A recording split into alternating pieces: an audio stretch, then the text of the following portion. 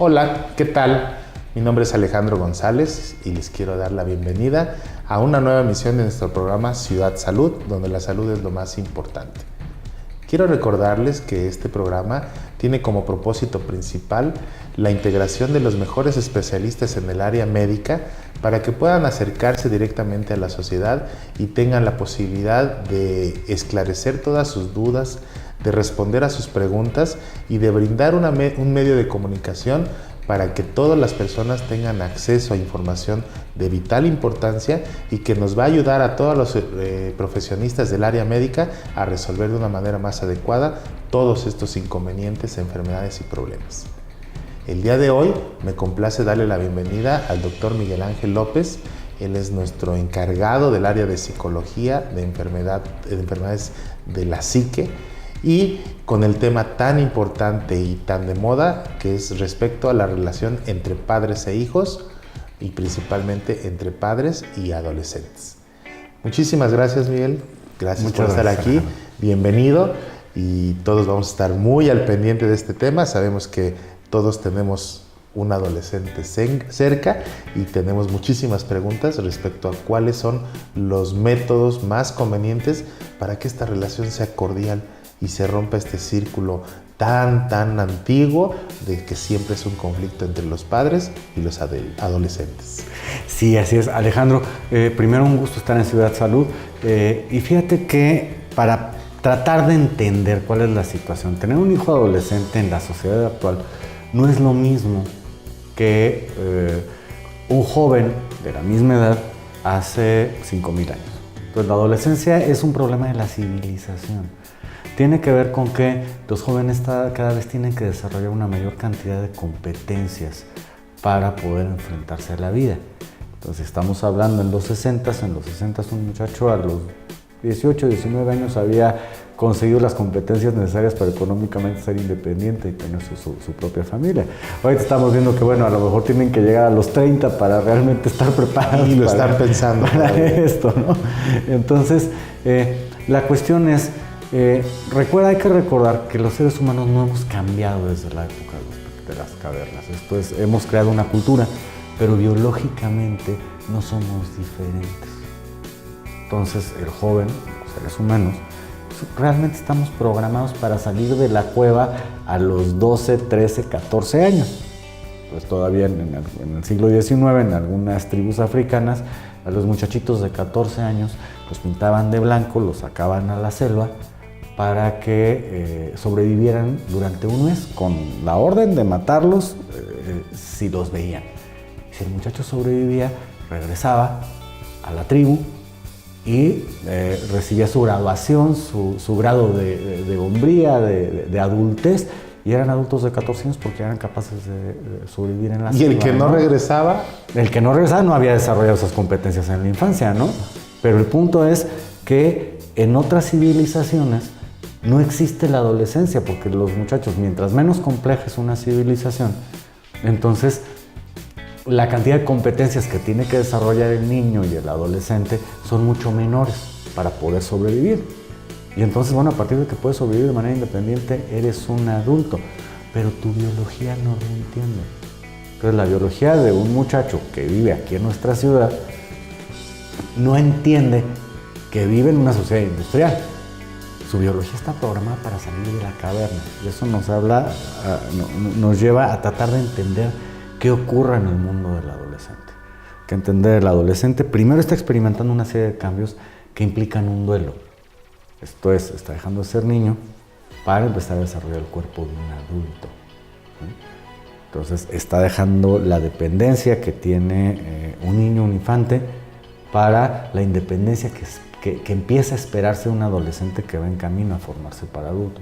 Entonces esto implica un duelo y un conflicto. Hablar de adolescentes y hablar de conflicto es redundante, porque a final de cuentas todos los adolescentes van a implicar o van a estar viviendo un conflicto y un duelo. Entonces primero creo que tenemos que entender la posición existencial, la posición que implica el desarrollo del adolescente cuando estamos en la adolescencia.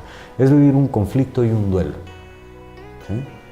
Y esto nos lleva además, o más adelantito, a lo que es la parte biológica.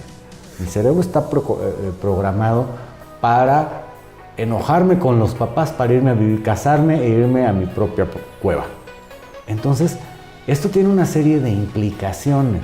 Uno, la confrontación y lucha de poder hacia los padres. ¿Sí? Porque el muchacho, el cerebro, la biología del muchacho no está entendiendo que vive en una sociedad industrial donde pues, tiene que vivir y depender de papá y mamá hasta que termine la carrera, por lo menos, ¿no? Entonces, eso su biología no lo entiende. Su biología le está dando la energía para salir de la cueva, para pelearse con papá y mamá, salirse de la cueva. Independizarse. ¿Sí? Independizarse. Otro aspecto importantísimo, le está dando la impulsividad para correr riesgo. Porque independizarte es un riesgo. ¿Sí? O sea, ¿tú crees que si fuéramos muy racionales dejaríamos la casa de papá y mamá? No, la realidad es que no. Oye, aquí me mantienen, me dan casa, me dan comida, yo nada más lavo trastes, hago mis quehaceres. Es muy cómodo. O sea, pero salirme de casa, eso independizarme, es algo irracional, que está dando por el impulso. Pero el cuerpo, su cerebro le está pidiendo que sea impulsivo y que se independice. Y aquí es cuando viene el conflicto. Y entonces ves a los adolescentes corriendo conductas de riesgo. O sea, los adolescentes no son previsores. Eso es importantísimo. La zona del cerebro que tiene que ver con la capacidad de toma de decisiones racionales está madura hasta los 21 años. ¿Sí? Entonces, los adolescentes van a hacer tonterías. Los adolescentes van a hacer tonterías, van a correr riesgos, van a poner en riesgo en muchas ocasiones su vida, ¿sí? Por no reflexionar las consecuencias de sus acciones. Entonces es importante entender que esto está grabado en nuestra biología y que de ahí tenemos que partir. Pues el aspecto psicológico del duelo, el aspecto de la impulsividad y de conflicto con los padres. Es algo que es natural y propio de la adolescencia y que a lo mejor está desfasado del proceso histórico que vivimos, pero a final de cuentas es la carga con la que llegamos a la adolescencia. Entonces, primero hay que ponernos en los zapatos del adolescente, ¿no? Fíjate, qué importante lo que mencionas. Biológicamente ya está establecido mediante un reloj de un cerebro que no ha evolucionado desde la época de las cavernas, tal cual. Pero esta condición biológica de la liberación, del desarrollo del cerebro, no concuerda con los tiempos y con las condiciones que estamos viviendo el día de hoy. Vamos a un corte y regresamos con este tema tan interesante.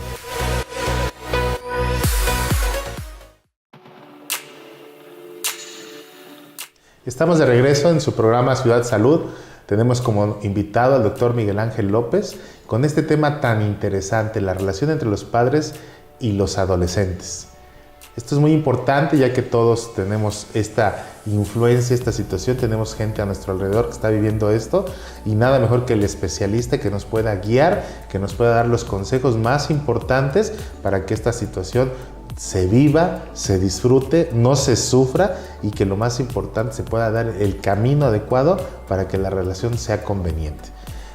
Por favor, Miguel, platícame más acerca de cuáles son las cualidades que se deben de tener para que exista una buena relación ante estos cambios tan importantes. Fíjate que nos lleva a, si entendemos bien, si partimos por entender al adolescente, pusimos como premisas básicas anteriormente que el adolescente va a ser impulsivo, que el adolescente va a estar en conflicto por un duelo entre la infancia y las responsabilidades de la edad adulta que se empiezan a esperar de él, que va a competir, va a ser muy competitivo, muy irreflexivo e impulsivo, ¿sí? Entonces, si partimos con esa premisa, el trabajo de los padres es reorientar y ayudar al muchacho a ir ganando autocontrol, ir ganando prudencia e ir ganando responsabilidad. Vamos a entenderlo, irlo ganando. Esto es, el muchacho que no estaba programado para tener su espacio individual en la infancia. O sea, a lo mejor lo tenía, pero hacía su cuarto porque papá, mamá se lo ordenaban, porque tenía que tener el cuarto bien. Entonces entra la adolescencia, esta etapa de rebeldía, donde pues, él debería de estar yéndose a su propia cueva, y entonces tiene un tiradero en el cuarto, porque además es mucho más impulsivo.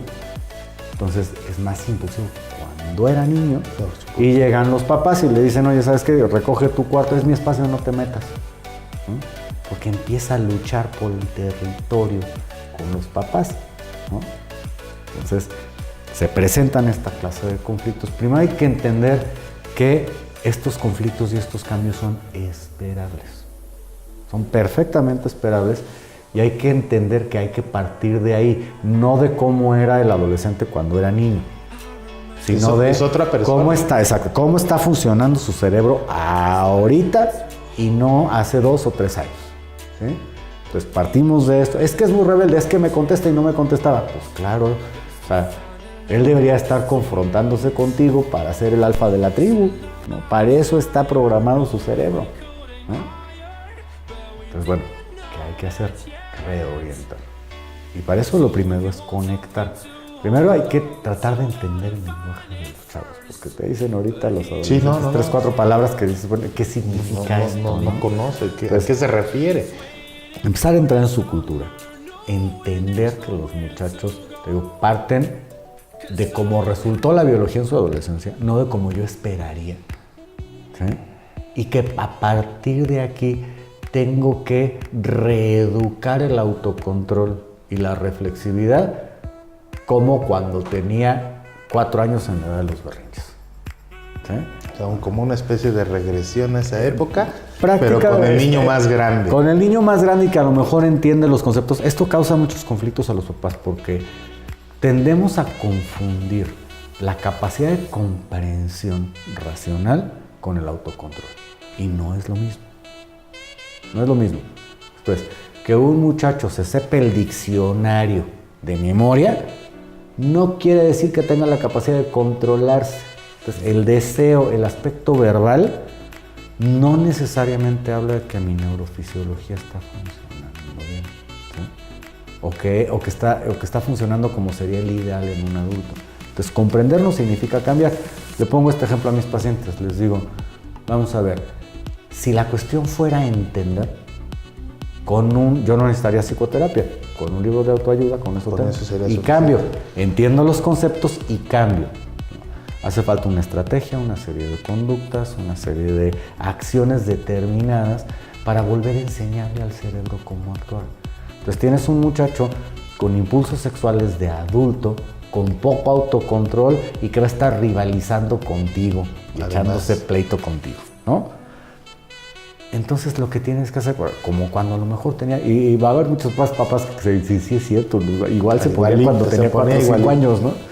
Es que en efecto las zonas del cerebro encargadas del autocontrol, más bien las del impulso, están más maduras que las del autocontrol. Entonces, bueno, aquí hay un factor importantísimo.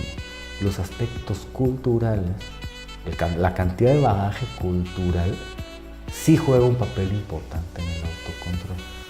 Entonces, un muchacho que lee, que asiste a conciertos, que sabe tocar un instrumento musical, va a ir madurando estas zonas de su cerebro de manera más rápida, ¿sí? Entonces, este tipo de hábitos sí van a ayudar a que sea menos dolorosa la adolescencia, van favoreciendo que se generen estas redes neuronales que ayudan al autocontrol. Entonces, no es lo mismo la adolescencia en un muchacho que tiene un nivel muy bajo educativo, que no tiene una serie de hábitos, de rutinas saludables desde lavarse los dientes, cuidar su ropa, el orden en su cuarto.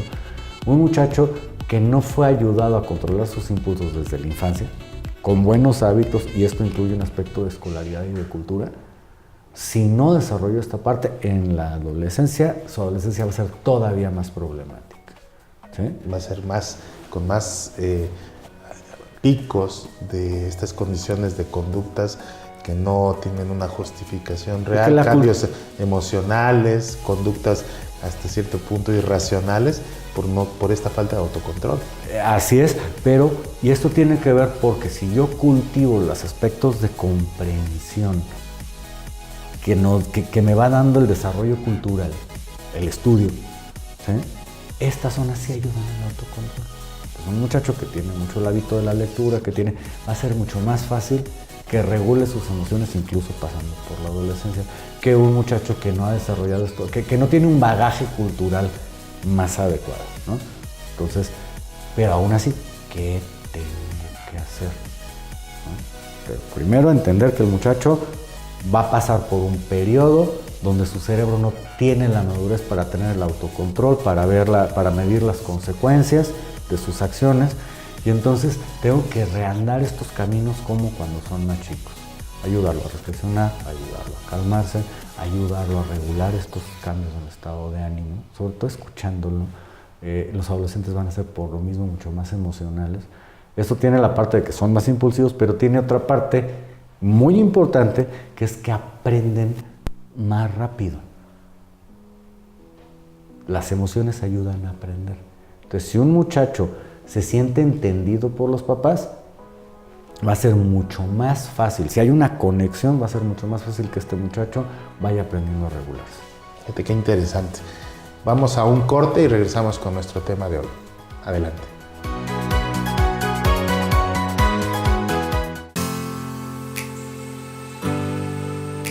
Muy bien, estamos de regreso con nuestro invitado, el doctor Miguel Ángel López.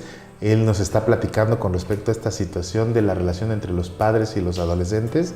Y quisiera yo recapitular un poquito, porque me parece muy interesante la situación, Miguel, del hecho de que todos debemos de entender que la adolescencia es un proceso natural que nuestros hijos en determinado momento van a cursar y que está científicamente comprobado que entre mejor vayamos haciendo una preparación, que cultivemos la comunicación con nuestros hijos, que les dediquemos el tiempo, que les proporcionemos tareas de cultivo de la psique, de la mente, del esparcimiento. Hablabas de un instrumento, hablabas de lectura.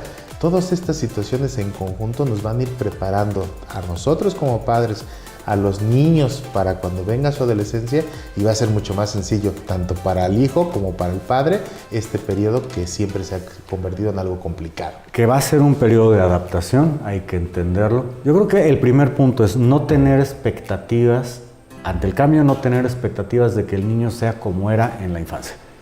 Primero, entenderlo, darme sí. Cuenta, va a competir conmigo, va a discutir, va a querer su propio espacio, va a querer ser independiente, no va a medir los riesgos. Hay que entender que es parte de la naturaleza de la adolescencia. Entonces, si yo empiezo a comparar al muchacho con lo que era el mismo muchacho hace 2 o 3 años, el que se va a estar frustrando voy a ser yo. Y voy a entrar en conflicto con él y las cosas se van a poner peores. Entonces, primero entender que hay una especie, se puede decir, de regresión, que no es tanto regresión, sino que los aspectos hormonales se vuelven más potentes que el autocontrol.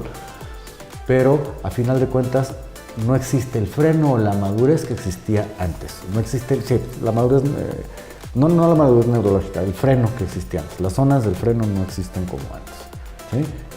Entonces, entender que existe este cambio, que además hay un duelo, porque el muchacho quisiera continuar con las comunidades probablemente de la infancia, pero con las libertades de la edad adulta. Eso es muy común en los adolescentes, ¿no? Y si yo entiendo esto, el no tener expectativas me va a ayudar a comunicarme mejor, a entender que estás pasando por esta fase, ¿sí? Y más bien a buscar la manera de ayudarte. Y ahí entramos a esta cuestión del cultivo de hábitos saludables, que tiene que ver con desde la limpieza, los hábitos de limpieza de todos los días, hábitos de lectura, ¿sí? Hábitos de tocar un instrumento. Todas estas cuestiones ayudan al autocontrol y la regulación emocional. Por otro lado, viene que al tener menos autocontrol emocional, los muchachos son más sensibles, los adolescentes son más sensibles hacia la parte emocional. Un muchacho que se siente entendido es más fácil que haga caso. Entonces, si el papá, por eso decíamos el primer punto, si el papá lo está juzgando porque ya se descontroló, porque antes no era tan descontrolado, si el muchacho, si el papá lo juzga, si el papá lo evalúa, el muchacho se va a cerrar, se va a poner más agresivo. Si el muchacho si el papá parte de entenderlo, entonces el muchacho va a estar mucho más receptivo. Que es esta cuestión, los adolescentes son más receptivos al aspecto emocional, ¿sí? Al reflexionar menos las cosas y sentir más, entonces son más receptivos. Entonces hay un lado oscuro, ¿sí? Entonces hay más fluctuaciones en sus emociones y hay más impulsividad. Pero hay un lado claro, que es que si se sienten entendidos, responden mejor, son mucho más leales los adolescentes. A ver, déjame preguntarte esto. Me estás diciendo que por una parte la cuestión fisiológica, los cambios a su nivel cerebral y los cambios que están ellos viviendo, por decirlo así, los hace más bravos. Ajá, ¿sí? así es. Se ponen más violentos, tienen al enfrentamiento, tienen a la competencia, pero a la vez son más sensibles y son más delicados a la crítica, al rechazo. Así es. Y esta es la combinación Y a que la les va a generar. empatía. O sea, que si yo los rechazo va a ser mucho más fácil que se tomen las cosas a pecho. Cosas simples se las tomen a pecho. ¿Sí? Y por otro lado, va a ser también más fácil que respondan a por las buenas, a la empatía, a sentirse escuchados y entendidos. Por esta situación de la sensibilidad Emocional. a más a flor de piel que lo puede manejar. Exactamente. Y hay que tomar en cuenta que las emociones además se relacionan mucho con el aprendizaje. Entonces, por eso, muchas veces la adolescencia es el momento de corregir errores de la infancia, porque los muchachos van a ser muchísimo más sensibles, como que está abierta la puerta para hacer algunos cambios significativos en su vida, ¿no? Yo creo que algo que también tiene que el público y toda la gente que nos ayudes a comunicarlo es que estamos ante una situación de dos individuos, ¿sí? En el que uno está sufriendo muchos cambios y que está terminando de madurar ciertas partes de su cerebro, de su funcionamiento, y que estamos los adultos.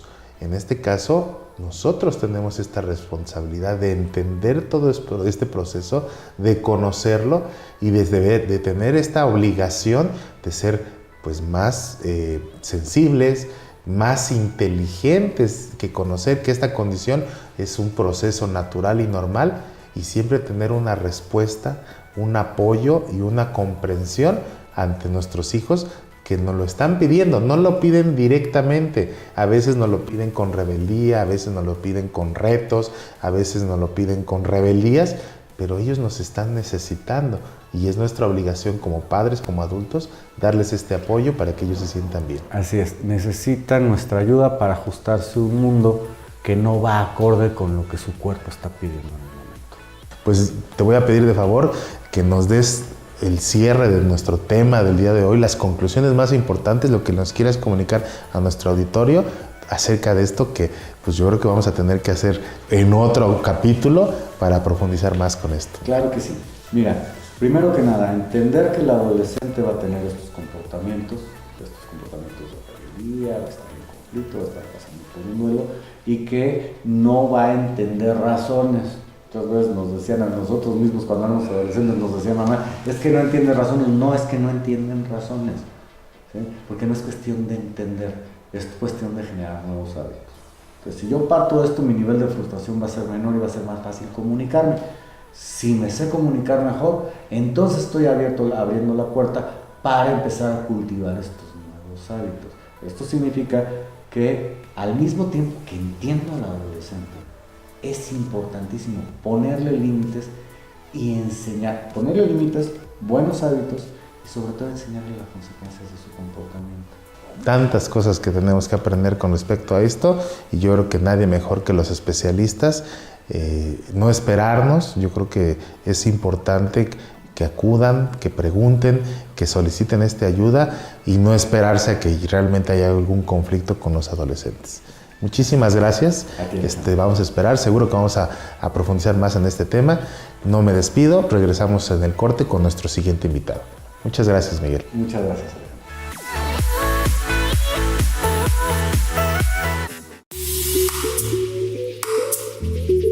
¿Qué tal? Estamos de regreso con nuestro invitado, el doctor Jamey David Sánchez. Recordemos, él es un colaborador muy importante de nuestra organización, de nuestro programa Ciudad Salud. Él viene con la especialidad de quiropráctica y osteopatía y el día de hoy quiero agradecerle que nos esté acompañando y que nos profundice más acerca de los temas tan importantes de la quiropráctica. Jaime, muchas bienvenido. Gracias por invitarme y es un honor para mí. Muy bien. Estar con ustedes. Pues vamos a empezar con el tema de hoy. El doctor nos va a hablar respecto a la situación de las lumbalgias. Es un tema muy común y que desafortunadamente va en aumento. Platícame más acerca de la lumbalgia. Pues la lumbalgia es un dolor de la zona lumbar básicamente, ¿no? Ahí la mayoría de la gente en la actualidad lo padece mucho cada vez se vuelve más sedentaria. Entonces los músculos se debilitan y con facilidad tienden a lesionarse, ¿no? La gente sedentaria, la gente que está mucho tiempo sentada y no hace ejercicio, los músculos se debilitan y empiezan a relajarse. Y cualquier esfuerzo, cualquier movimiento los lesiona. Se les contractura el tejido o puede haber incluso compresión de raíces nerviosas y inflamación de toda la zona. ¿Y en qué zona es específicamente el dolor de la lumbalgia? La zona lumbar, la zona de la cintura. La gente que tiene sobrepeso también tiene mucha tendencia a padecerlo. Las embarazadas pues también bastante fuerte le llega a dar la lumbalgia. ¿Y este dolor se desencadena en algo particular o puede ser espontáneo? Sí, de repente básicamente es por algún movimiento brusco, ¿no? Gente que se agacha sin una buena posición, vicios posturales que nos vamos generando, nos va a generar tensión y dolor. ¿Este dolor aparece de manera repentina e intenso o se va acumulando con el paso del tiempo? Hay gente que lo tiene constante, ya se le hace crónico, ¿no? Y llega un momento en que se le agudiza por alguna maniobra, un viaje largo, por ejemplo, la forma en que se bajan del coche. Ahorita con la lluvia, por ejemplo, pues al no querer pisar un charco, salen en una posición forzada o se sientan también de una posición forzada y eso les genera mucho dolor. ¿Esta condición tiene algunas personas específicamente? Mencionabas las embarazadas, pero ¿existe algún tipo de riesgo laboral o alguna actividad de trabajo que incremente la posibilidad de padecer lumbalgia? Sí, definitivamente, pues cada persona que tiene en diferentes actividades, básicamente las personas que más manejan pesos, están trabajando en posiciones forzadas, por ejemplo los albañiles que tienen que estar agachados y forzándose mucho, pues ya se les hace crónico, pero ellos aguantan mucho porque pues siempre están en actividad física, ¿no? Los que no aguantan son tanto los que no hacen ejercicio, ¿no? Esos son los que más la padecen. Los sedentarios, los que están en oficinas, bajo estrés y bajo tensión. ¿El estrés tiene mucho que ver con la presencia de lumbalgias? Toda la gente tiene estrés en la actualidad, ¿no? Pero sí se les agudiza, porque finalmente pues, son nervios, es tensión. Esa tensión agudiza los problemas de dolor. Mencionabas respecto a que hay una compresión. ¿Esta compresión se da por el movimiento, por el exceso de peso? ¿Qué es lo que genera esta compresión? Pues el exceso de peso y la postura. La postura del estar sentado. Acuérdate que una vez que estamos sentados ya los músculos ya no trabajan como cuando está uno de pie. Lo tiene uno tenso y tiene más refuerzo. Ya cuando nos sentamos ya perdemos esa tensión. Entonces con facilidad nos lastimamos. Hay gente que se le cae un lápiz y ahí va y lo levanta, ¿no? En una mala posición. O que tiene que rotarse en su escritorio para la computadora, para el teléfono. Y eso también les genera muchas veces tensión por la forma en que lo hacen. O sea, es mucho más común las lesiones de la lumbalgia en posición o en el momento en que estás sentado que estando de pie. Depende, porque igual estando de pie puedes manejar algún objeto pesado, rotarte o caminando de repente un resbalón.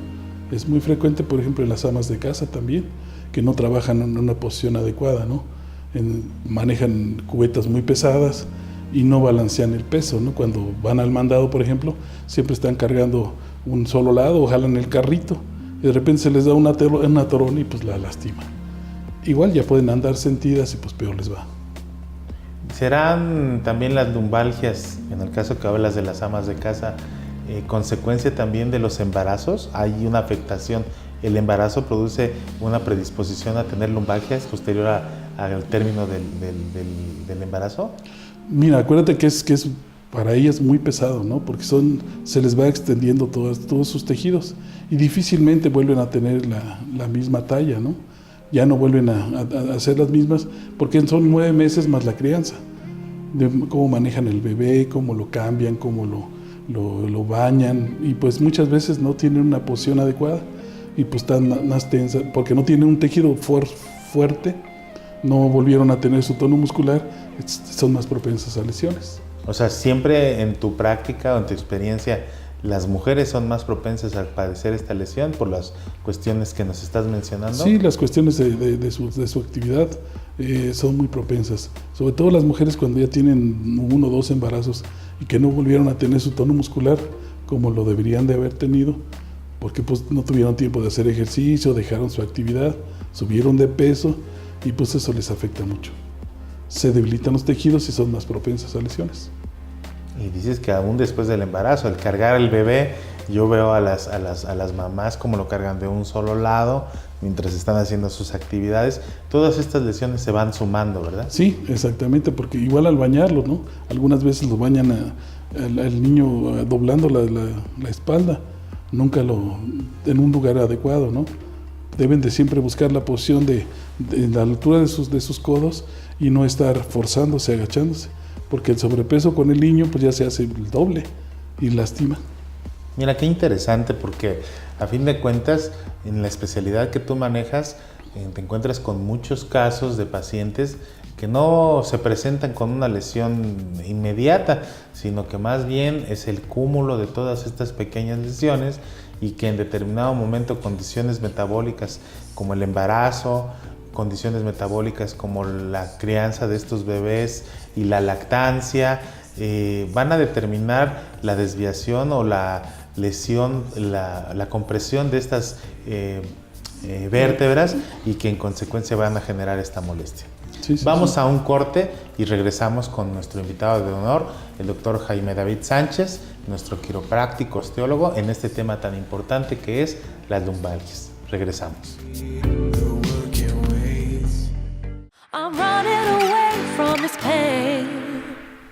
Muy bien, pues estamos de regreso en su programa Ciudad Salud, donde la salud es lo más importante. Estamos el día de hoy compartiendo este programa con el doctor Jaime David Sánchez. Recordemos que él es quiropráctico, osteópata, y que nos trae el tema de hoy referente a las lumbalgias. Platicábamos en resumen respecto a este tipo de lesión, que es una molestia que se genera a nivel de la cintura y que se puede desencadenar por lesiones o molestias previas. Platicabas acerca de las mujeres, que el embarazo es una de las principales causas que puede desencadenar esta condición, el hecho de cargar niños, pero también hay algunos trabajos que nos pueden provocar tener esta propensión o esta predisposición a tener este tipo de lumbalgias. ¿Cuáles serían las más comunes que llegan a tu práctica? Bueno, en el caso de las mujeres, pues básicamente las amas de casa que siempre se la pasan cargando niños, cargando bolsas, cubetas, pues todo esto generalmente lo hacen con una mala posición, ¿verdad? Una mala postura. Y sobre todo, pues tienen tanta actividad que difícilmente tienen la oportunidad de hacer ejercicio. Entonces, son las sedentarias, las que no hacen ejercicio, son las más propensas a lesionarse, ¿no? Las que tienen sobrepeso, o las que ya tienen alguna malformación congénita, una cadera un poquito más alta de un lado que de otro, alguna escoliosis, o han tenido caídas o accidentes. Desgraciadamente no somos muy cuidadosos en nuestra salud de nuestro organismo, ¿no? De la columna vertebral. Las caídas, resbalones, golpes, movimientos bruscos siempre traen consecuencias. Accidentes que han tenido, hasta hay gente que se recuerda un accidente de un columpio, de una hamaca que se haya caído, tuvo algún accidente, una lesión y nunca se atendió. Y de repente, en el momento menos esperado, aparece otra vez ahí esa lesión. Lo ideal siempre es mantener la columna alineada, que se corrijan esas lesiones y fortalecer con ejercicio. Muy bien. Ahora, me platicabas fuera del aire que también existen otras actividades laborales, otros oficios, otros trabajos en los que llegan comúnmente a que los atiendas. ¿Cuáles serían estos los más comunes? Bueno, hay sobre todo la gente que maneja, yo manejo muchos pacientes con albañiles o que manejan material, que lo transportan, que lo llevan a casas, pues se ponen en la cabeza bultos de 50 kilos, hay veces hasta 2 bultos, ¿no? Y pues tienen que llegar a las obras y hasta resbalones tienen o ahí se lastiman mucho. Los albañiles también les sucede mucho con los cucharazos y todo lo que maneja el albañil, ¿no? Siempre manejan objetos pesados, varillas, vigas, todo eso. Y las posiciones en las que trabajan. Incómodos, además, claro. En condiciones húmedas que pueden resbalarse, sí. A veces no cuentan con el calzado adecuado. Sí. En este caso, estas personas que trabajan moviendo, transportando materiales de gran peso, la recomendación siempre es usar una faja de protección. Sí, sobre todo eso, y pues cuando se lesionan, pues atenderse, ¿no? Tengo unos pacientes que tienen negocios de materiales y siempre mandan a sus empleados para que los esté corrigiendo. Cuando en el momento se lesionan es mejor corregirlos, porque al rato les da consecuencias, les está dando muchos problemas. O sea, tú recomiendas que los pacientes que se dedican a este tipo de actividades se revisen, se atiendan cuando empiecen a sentir molestia o inclusive antes, ¿no? La alineación de la columna nos va a dar una fortaleza mayor y va a prevenir que se presente la lumbalgia. Sí, definitivamente hay que recordar que la estructura gobierna la función.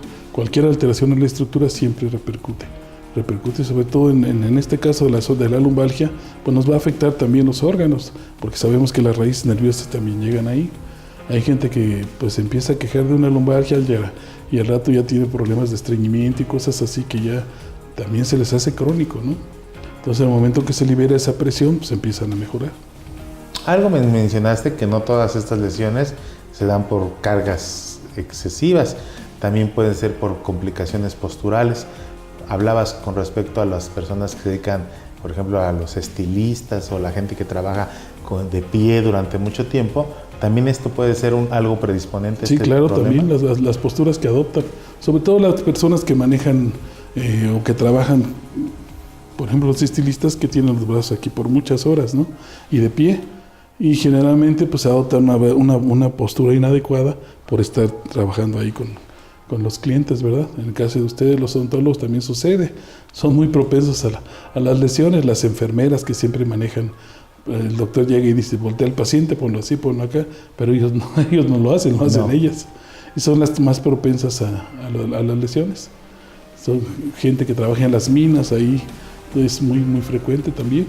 Los yeseros son muy frecuentes que se lastimen porque todos los trabajos que se hacen con los brazos arriba, está la gente más propensa a lesionarse, ¿no? Los mecánicos seguramente que están también en las plataformas también. Y trabajan en posiciones muy forzadas. Todo eso sí, pues la gente, en general, en todas las labores ahí. Por ejemplo, los oficinistas, pues ya ves que se pasan horas ahí sentados, ¿no? Metidos en el ordenador que nos desordena todo nuestro organismo, ¿no? Y en este caso, también tanto los que estamos en una posición de pie, los que estamos cargando a los niños, o sea, hay un común en que todas las lesiones pueden derivarse de cualquier mala postura. La gente del volante, por ejemplo, taxistas, ¿también tienen este problema? También tienen mucha tensión, mucho problema de lumbalgias, porque manejan muchas horas y también no pedalean adecuadamente. Algunas veces el pedal con el que trabajan, los pedales, los traen hasta... Yo siempre me fijo en los taxistas y pues los pedales están desgastados, ¿no? Chuecos, porque nada más apoyan así de ladito, nunca apoyan correctamente. Y eso les genera tensión hasta arriba, ¿no? Y empieza a doler las rodillas o los tobillos. Como también dices, toda esta alteración va a terminar comprimiendo los nervios a nivel de las vértebras. Platícame más con respecto a esto. Y la mayoría de los taxistas o la gente que anda en el volante no hace ejercicio. Y esto les genera que se van debilitando los tejidos y están más propensos a lesiones. Es muy importante que la gente que está en un trabajo sedentario, pues haga ejercicio. Dedicar una hora a nosotros es muy necesario. A todos nos ayuda. Muy bien. Pues como pueden ver, estimado auditorio, nadie estamos exentos o libres de sufrir una lesión de este tipo. Y la situación de la prevención, como lo promovemos en este programa y todos nosotros, los colaboradores de Ciudad Salud, queremos hacerles llegar esta información para que sepan de viva voz directamente de los especialistas cómo podemos prevenir este tipo de lesiones. Vamos a un corte y regresamos con las opciones de tratamiento con el invitado de hoy, el doctor Jaime David Sánchez, nuestro quiropráctico del programa.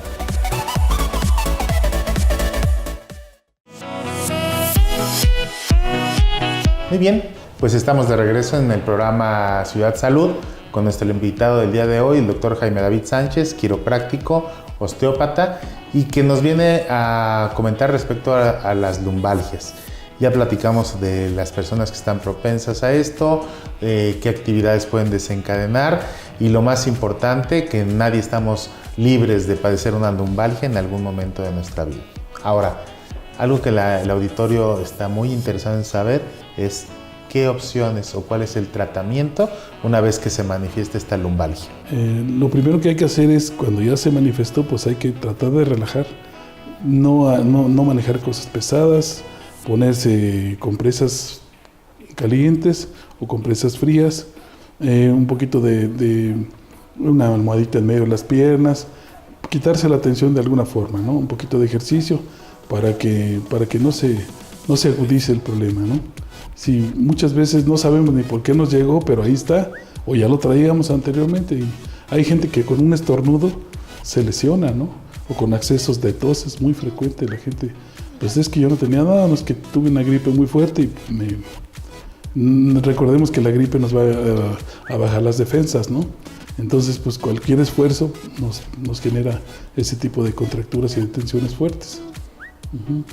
Ahora, estamos trabajando, estamos cargando al bebé, estamos haciendo nuestras actividades cotidianas, se presenta la molestia. ¿Es importante que sea la atención inmediata, que acudan contigo de manera inmediata? Eso sería lo más adecuado, ¿no? Algunas veces pues ya llegan después de 2 o 3 tratamientos que no les dio resultado, ¿no? El problema es que no se corrige el origen. Si se corrige, inmediatamente empieza a desinflamar y sana. ¿Qué tan complicado es atender a un paciente, por ejemplo, como lo mencionas, que ya fue a un lado, que ya fue a otro, que ya tomó muchísimos medicamentos y que realmente la compresión es de carácter local, es de carácter mecánico? ¿Qué tan complicado se te hace después el tratamiento? No, realmente, si corriges el origen en la primera sesión, ya quizás la segunda ya está más relajadito, ya está menos tenso y ya soporta mejor todo, y vienen 2 o 3 sesiones y ya está listo, ¿no? Pero como dices, siempre es mejor que desde el principio. Desde el principio porque además seguramente esta lumbalgia va a generar un debilitamiento de los músculos, y aunque la lesión inicial no haya sido tan grave, te puedes lastimar peor el no acudir. Pero el problema es que la mayoría de la gente dice, no, es que ya me estuvo doliendo, se me manifestaba de repente y pues no le hice mucho caso, me tomaba algún relajante y ya pasaba. Pero ahí seguía el problema, ¿no? Llega un momento en que pues ya no le hizo ni el relajante, ¿no? Porque ya se agudizó el problema. Se viene haciendo crónico el problema después de que, pues la mayoría de la gente, esa es la tendencia, ¿no? Ven que pues lo que ven en la televisión, ¿no? Que esto, y ahí van, y pues gastan más en estas cosas que en lo que realmente les funciona, ¿no? Muy bien. A ver, por favor, para que quede más claro y que los pacientes y nuestro auditorio esté bien informado, ¿en qué consiste este tratamiento que tú le proporcionas a la gente una vez que ya tienen la lesión, están adoloridos, no te presentan la molestia y ya acuden contigo? ¿Qué es lo que tú les haces? Bueno, primeramente les empezamos a aplicar un poco de calor para que sus tejidos se relajen, relajamos los tejidos, después manipulamos la columna, liberamos la presión de las raíces nerviosas y relajamos todos los tejidos. En este caso, ¿es doloroso esto que les haces a los pacientes? Hay personas que ya van de por sí muy adoloridas, ¿no? Pero inmediatamente sienten mejoría. Ya una vez que se bajan del tratamiento, mejoran. Más o menos, cuando un paciente presenta, sé que depende del grado de lesión y todo, pero estos pacientes que han estado padeciendo durante tanto tiempo, después de que tú los intervienes, ¿cuánto tiempo es el común para que sientan esta mejoría? Casi es inmediato. Sienten que se relajan, se liberan, y ya la siguiente sesión, que son a los 10 días o 12 días, ya desinflamó y ya lo que queda se va corrigiendo ya. En este caso estamos hablando de las lumbalgias cuando ya están ahí, pero si habláramos de una cuestión preventiva, que de la gente que entramos en este grupo de propensión, de acuerdo a nuestras actividades, de acuerdo a nuestro trabajo, ¿cuándo recomendarías o cada cuándo sería conveniente que acudiéramos a la consulta quiropráctica? Sí, es muy importante. Ahora es que en base a la actividad que realicemos, pues hay gente que tiene más propensión, ¿no? Pero realmente lo recomendable es cada cambio de estación darse un tratamiento. Es profiláctico, es preventivo y es muy bueno porque todo funciona mejor. Hay que recordar que somos seres terrestres, ¿no? Somos cíclicos. Cada cambio de estación nuestro metabolismo va cambiando. Entonces, recordando que la estructura gobierna la función. Si corregimos la estructura, la función de toda va a mejorar. La circulación mejora, se liberan todas las tensiones, liberamos las raíces nerviosas y todo está funcionando mejor. Mira qué importante, porque efectivamente nuestro cuerpo está regido por los cambios ambientales, los cambios fisiológicos que poseemos cada uno de los individuos, y que pues desafortunadamente el estrés y las demandas cotidianas nos hacen olvidarnos un poco de eso. Y estamos por concluir el programa, esta intervención.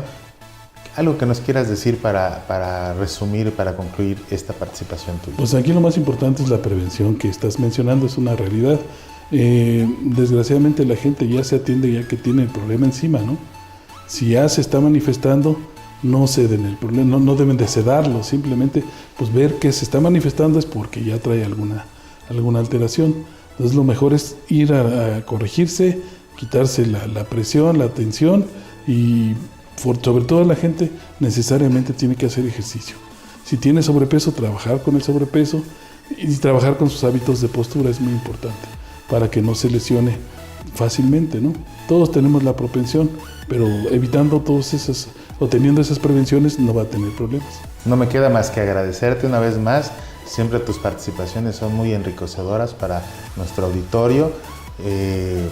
Quiero recordarle a toda la gente que tenemos los canales de comunicación, el Twitter, Facebook, el canal de YouTube, para que nos hagan saber sus inquietudes, preguntas, y que directamente a nuestros panelistas, a los doctores, a los especialistas e invitados les haremos llegar esta información para que tengan la respuesta más pronta, y que también nos sirva para poder hacer la producción y la planeación de nuestras nuevas cápsulas, nuestros nuevos programas, los invitados, y que tenga el mayor impacto posible.